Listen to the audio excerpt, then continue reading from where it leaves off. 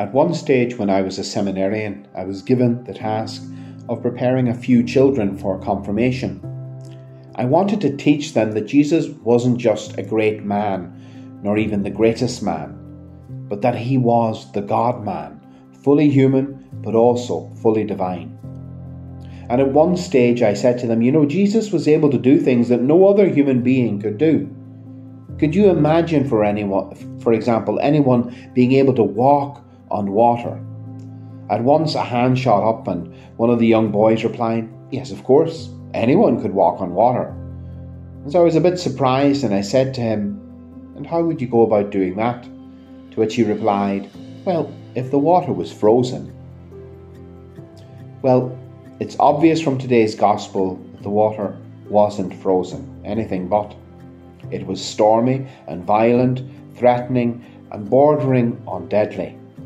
And upon that water, Jesus walks and eventually calms it all down. But before he does that, the gospel gives us a few pointers as to what he was doing. It's about to become evening time, and he sends the disciples in the boat out across the lake. He sends the crowds off home, and then he goes up into the hills above the lake to pray by himself. And we're told that the waters on the lake are stormy, and that the boat is making slow progress across it. Then, in the fourth watch of the night, Jesus intervenes in that powerful way by walking across the water.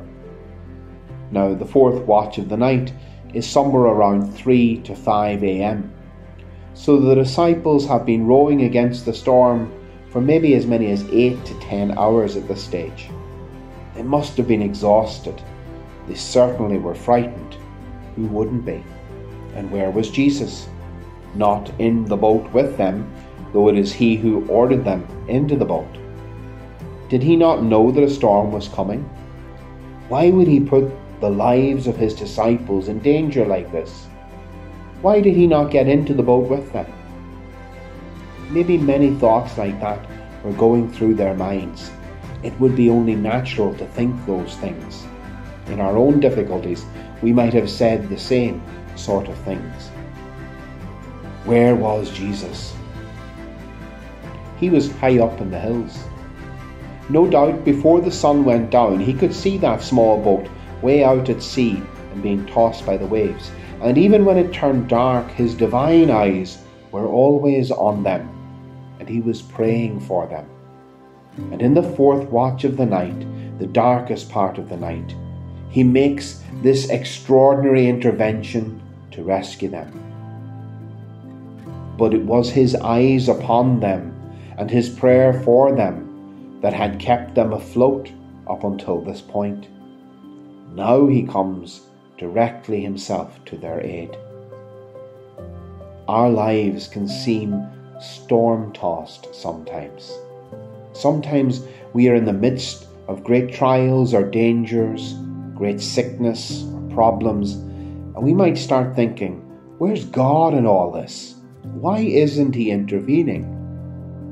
And that seeming absence of God can go on for quite some time.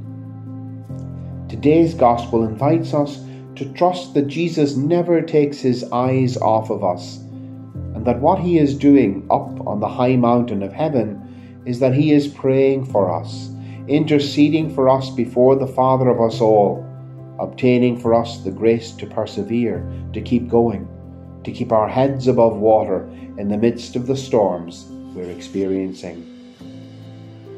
The disciples are at the end of their strength, and then Jesus comes to them walking across the water. When they eventually believe that it is him and not just a ghostly apparition, they bow down and worship him.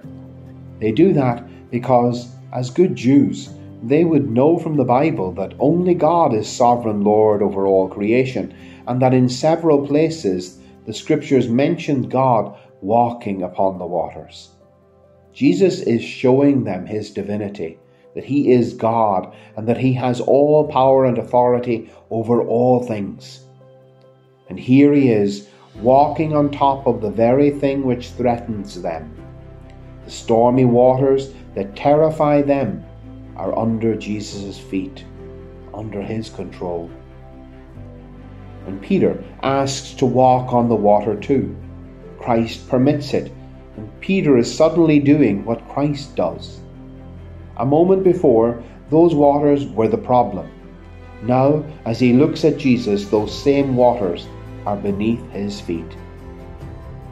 But as soon as he begins to focus back on the storm, he takes his eyes off Jesus and he begins to sink. So a few lessons for us today. Life can get stormy. God can seem far off, but the Lord always has his eyes on us and is always giving us the grace from heaven to keep us afloat, to keep us going. Jesus is Lord of all. Everything is under his dominion. Even if circumstances seem to suggest otherwise, he has everything in his hands. To Peter, who was sinking, Jesus says, "Man of little faith, why did you doubt?" In faith and trust, we have to keep our eyes fixed on the Lord who has and is the solution. We have to fix our eyes on him more than on the problems that afflict us. Now that's a real challenge.